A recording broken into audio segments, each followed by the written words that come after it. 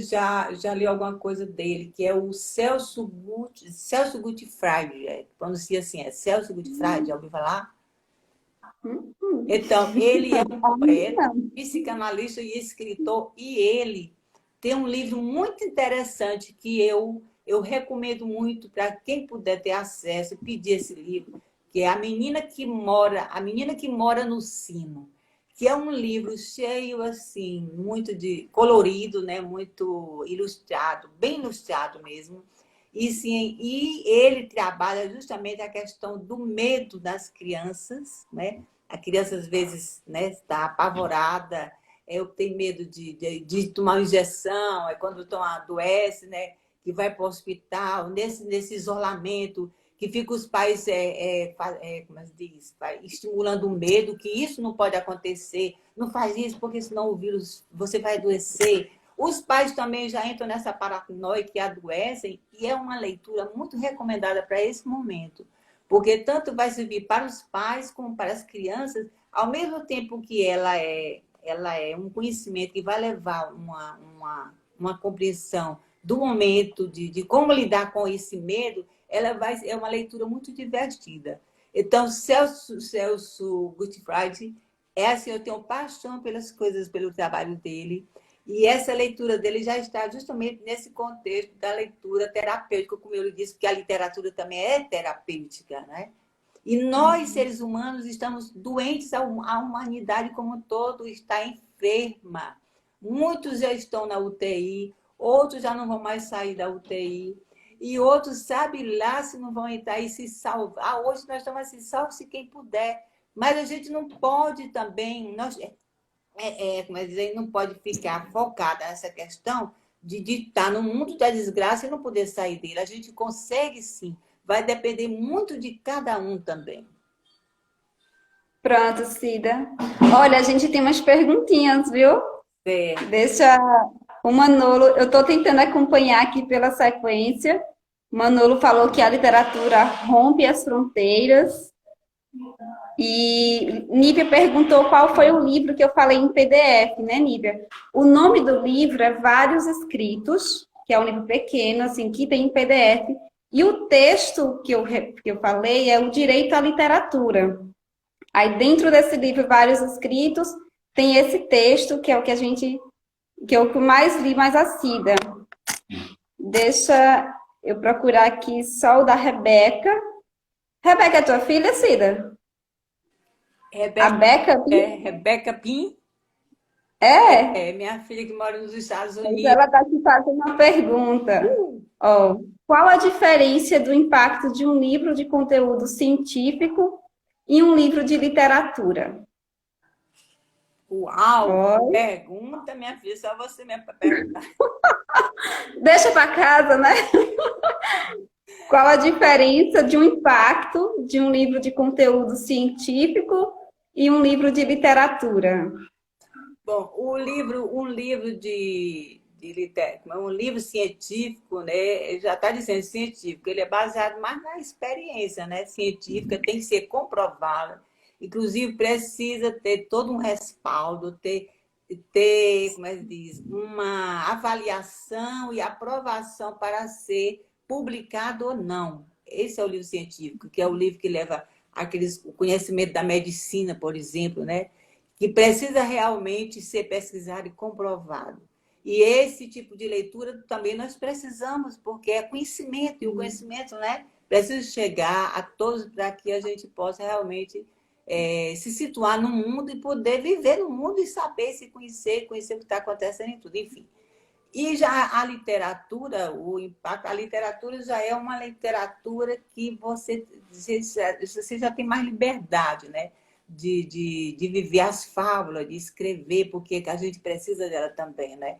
Ela tanto tem o caráter transgressor, né? Aquele que você que leva a questionar, né? Que leva você a rever os valores, que você leva você a se dar conta, né? De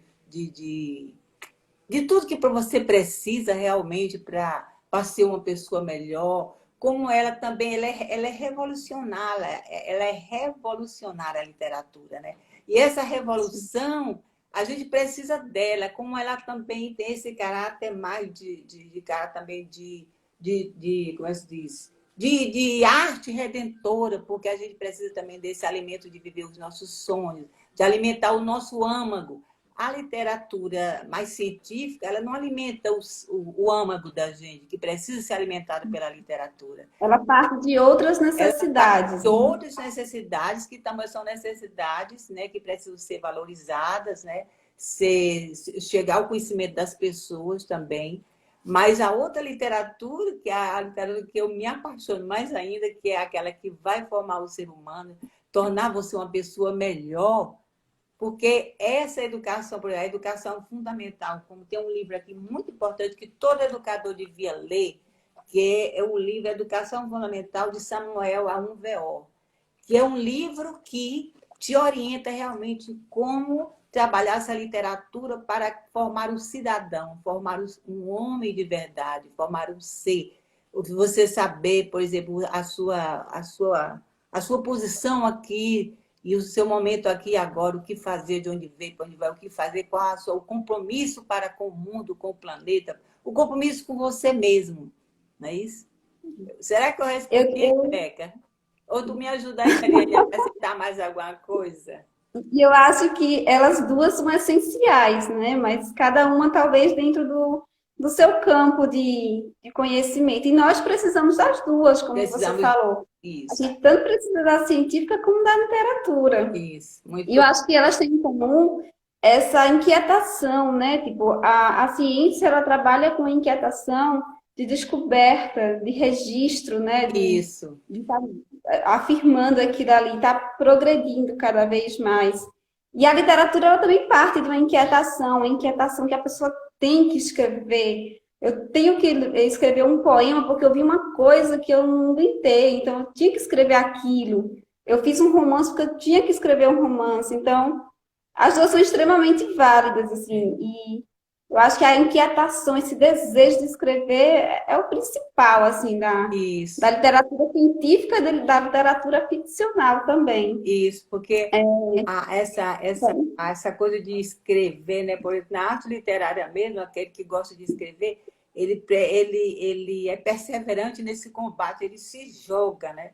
Ele se joga porque ele vai ter que se apaixona, ele se joga com alma, porque precisa ter alma no que faz, ter aquele compromisso de saber o que está escrevendo, não escrever só para ele, mas também escrever para o mundo, porque nós estamos aqui também a serviço do outro. A gente tem que saber realmente o que está lendo, o que está escrevendo, para poder dar a sua contribuição. Tanto vai ser bom para você, como para as outras pessoas, né?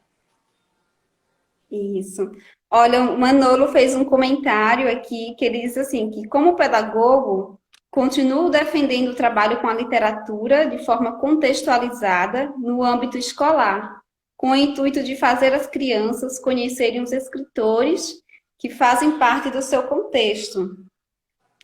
E eu acho isso essencial, assim, a minha pesquisa do mestrado trabalha com o autor local dentro da sala de aula. E aí queria que você comentasse também, se dá aproveitar o gancho do Manolo, que é um trabalho que você já faz na UBE, muito antes da agora, muito antes deste ano. É um trabalho que você vem publicando, você vem aproximando os alunos da periferia. Eu acho que a Graça que está aqui, a Graça sabe que você fez essa descoberta, vou colocar assim entre aspas, que a Graça estava produzindo e você conseguiu trazê-la para esse contexto mais da efervescência. Então, que é uma autora local no sentido que isso se expande muito para além do local, mas porque é geograficamente daquele lugar. Então, eu queria que você falasse um pouquinho, assim, como que, de repente, a gente pode estar trabalhando mais com os nossos autores, como é que eu, do SESC, posso estar fazendo mais ações que envolvam os nossos autores do Vale do São Francisco, você na UBE também, como que, de repente, a gente pode estar trazendo isso para o contexto escolar, para que as nossas crianças elas já comecem a ler os livros dos nossos autores, isso não tenha que ser uma coisa depois que ela tenha que descobrir por si mesma, ou então um ou outro professor trabalhar isso em sala de aula. que é muito raro, né? Infelizmente, ainda é muito raro. Bom, veja bem, isso é um desafio nosso, né? Porque isso é uma luta que já vem há muito tempo aqui na região. Mas eu lembro que quando nós estávamos, há 10 anos atrás, eu e o Berdá, à frente da UBE, esse desafio resultou assim em coisas muito boas, porque nós conseguimos levar o BE, né, para a periferia. E nós descobrimos assim uma riqueza enorme, pessoas que estão precisando só de uma oportunidade, né? A Graciele mesmo é um exemplo disso, né? Eu fico muito feliz porque Graciele só precisava de um empurrãozinho, né? E essa oportunidade foi lhe dada e ela soube aproveitar, porque também tem isso. Às vezes você vai em busca de ajudar, mas as pessoas nem sempre querem, né? Ficam se reservando muito, resistindo. E as pessoas que amam mesmo, né, a literatura, que querem mesmo escrever, que querem participar, que querem publicar seus livros, que querem, enfim, querem contribuir nesse contexto, elas precisam acreditar nelas para começar a acreditar nelas e se lançar nesse universo. E quando aparece uma oportunidade, como foi o caso de Graciele, é seguir em frente. A Graciele levantou asas e está voando aí, eu fico muito feliz por isso. Então, nós precisamos dar continuidade nesse trabalho, de valorizar mais as pessoas que produzem aqui na região, que é uma riqueza. Aqui nós temos um potencial muito grande ainda a ser descoberto. Tem muita coisa engavetada aí de muita gente. Hoje eu já não digo que a UBS seja um trabalho de periferia. Ela hoje a UBS hoje é do Vale do Sertão, né? Ela não é só periferia, ela é centro, ela é do Vale, porque ela está atendendo, ela está aí aberta para todas as pessoas que nos procurarem, porque nós temos muitos projetos para colocar em prática, passar essa pandemia que está aí, essa situação desse contexto agora. Nós vamos sentar, porque a gente faz isso num coletivo, a gente senta, pensa, projeta, para tentar ver as melhores formas de alcançar, que essa literatura alcance e dê oportunidade a todas as pessoas. E vocês aí no SESC, eu tiro a bandeira para vocês, sabe? Você, então, é uma pessoa que eu tenho o maior respeito pelo seu trabalho, porque vocês aí valorizam, acolhem essas pessoas aqui da região. E esse trabalho já é um estímulo para que cheguem nas escolas e elas comecem, as escolas de Petrolina, do Vale, né, da Reduzida, começar a estudar também, fazer parte do currículo da escola, o estudo da literatura local, que isso é muito importante. Nós temos aqui pessoas maravilhosas, que têm um trabalho assim, que merece todo o nosso respeito. E você, com esse grupo de literatura que você tem, né, um estudo toda semana, né? Como você agora pegou meu livro, eu nem sabia. Uma coisa que eu faço aqui, assim, um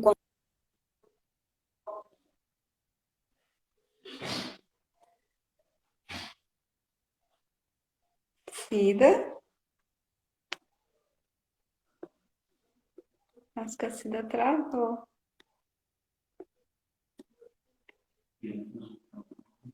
essa, essa Pronto, voltou. tecnologia nos tem uns imprevistos, desculpe aí. Se nesse trabalho de estudo da literatura que você escolheu até agora o meu livro, tá, eu fiquei me sentindo assim, muito feliz com isso, porque é uma forma de você estar valorizando um trabalho que não é por mim, até eu lembrando dos outros também, que eu sei que tantos outros vão ser também, já estão nesse contexto de ser estudados, estão sendo lembrados, é que, sempre que possível, fazer também o convite para... Ah, começou a cair já. Alô, Eu tô ouvindo, Cida. Tá me tranquilo. ouvindo? Tá. Convidar convidar, no caso, o produtor da arte, né?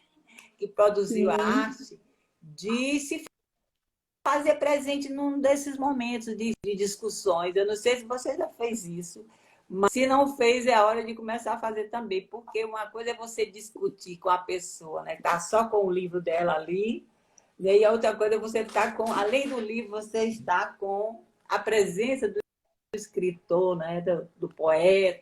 E eu acho que vai animar mais e vai esclarecer mais, tirar dúvidas, né? E vai enriquecer mais, com certeza, a discussão, o estudo. Desculpa. Verdade. Porque onde o livro vai, o autor também tem que ir, porque não existe maior propagandista do livro do que aquele que escreveu, né? Quando você escuta um poema lido por alguém que escreveu, é diferente, assim, sabe? Tem uma magia, tem uma coisa que às vezes outra pessoa que está lendo não tem, embora cada leitura seja uma leitura, né? Tá me ouvindo bem, Cida? Estou ouvindo. Estava vendo Tá. aqui. Pronto. Essa é uma questão enorme. A gente podia fazer um bate-papo depois só sobre isso. Manolo perguntou também a propósito de um projeto de lei, o que, que a gente achava. No finalzinho a gente vai responder essa questão, que eu acho super bacana.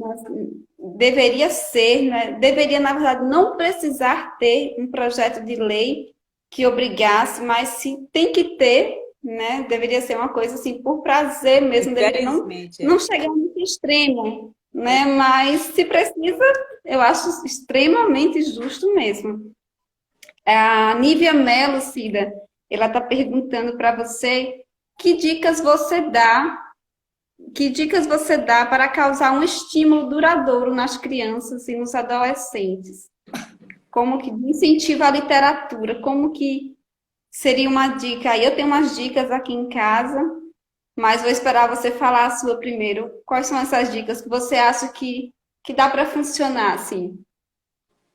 eu acho que a prática já tem que começar dentro em casa mesmo, com o próprio pai, a mãe, os pais, como eu disse, quando os pais, né, se permitem, né, e se abrem para esse tipo de prática de ler com seus filhos, a contação de história, porque isso já tem que começar desde muito cedo, porque senão não funciona, certo?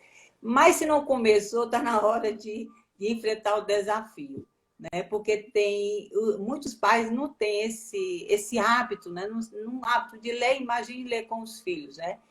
Mas é muito importante essa prática começar desde cedo, dos pais com seus filhos, sempre antes de dormir, né? Ler com meu neto, minha filha Beca, que estava falando aí, o meu neto já está assim, apaixonado, ele tem uma biblioteca já no quarto dele. Porque ela, desde cedo, ela já, toda vez que ele vai dormir, ainda hoje continua, tem que ler uma historinha, sabe? Tem que ler uma historinha, e é os dois que lendo junto. Essa é uma das dicas que eu também fui criada desse jeito, criei meus filhos assim também, e funcionou. E ainda hoje continua funcionando. E deixa eu ver o que mais. Me ajuda. Aqui em casa eu faço assim, ó. Eu tenho uma pequenininha de 6 anos. Então, eu vou espalhando o livro pela casa também, né? Coloco o livro na sala, livro no quarto, todo canto que puder botar livro, eu tô colocando ali, porque isso tem que fazer parte do cotidiano dela, sabe? Isso não tem que ser uma obrigação, assim, ai, tá na hora da leitura. Vamos Isso. chegar aqui, vamos ler. Ou então os livros enfileirados em um estante, belíssima, assim, mas aquela coisa intocável, aquela coisa assim que é um enfeite, né? Não é um livro que não pode amassar, não pode rasgar, não pode pintar, que é para criança, né? Então, assim, eu sou super ciumenta com os meus livros. Mas sendo para criança, tipo, ela tem que manusear, ela tem que sentir todas as sensações ali que o livro tem. Então, eu vou deixando, assim, na minha parede ali tem um desafio literário, que ela está aprendendo a ler. Então, tem uma página escrita em folha de ofício por dia.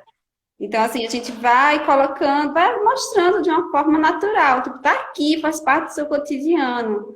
Não é nada que seja de enfeite. Então, Tem uma outra dica também, é a questão de presentear as crianças sempre com livros, né? Porque a gente isso. tem muita gente que gosta muitos pais, né? Gostam de estar sempre comprando presentes, bonecas caras, né? Carros caros. Uhum. Eu faço isso até com os meus amigos meus, quando aniversaria, eles já sabem, o presente que eu levo para eles é livro. Eu sempre tive essa prática de muito tempo que eu venho fazendo isso. Já sabe o que, é que vai ganhar, né? Um livro. Porque eu acho que é um dos melhores presentes que você pode dar a uma pessoa é um livro, né? E assim você vai acostumando. Então, essa prática também de fazer isso com as crianças, isso é muito importante fazer isso com seus filhos. E começar desde cedo. Já ir apresentando. Aí as pessoas falam muito, mas se a gente der um livro, a criança já vai rasgar quando é pequena. E Mas se der um brinquedo, o brinquedo também vai ser gasto, o brinquedo vai quebrar, o brinquedo vai ser usado. Então, isso não é desculpa para não dar um livro de presente. é a mesma coisa do presente. Eu conheci uma pessoa que foi minha vizinha até. Eu custei, sabe? Foi um desafio, uma luta para tentar mudar a compreensão dessa criatura, porque eu chegava no quarto das crianças dela, as bonecas todas na prateleira arrumadinhas, não era para quebrar as bonecas, não podia dizer, como é que você faz um negócio desse? Porque a criança tem que pegar, experimentar, né? Criar, recriar, e é ali que ela vai descobrir. São os livros, deixa ela pintar, deixa ela rasgar. É excelente essa prática que você está fazendo aí com sua filha. Olha a futura leitora, olha a pessoa que, esse cidadão que você está formando, como será a personalidade dela?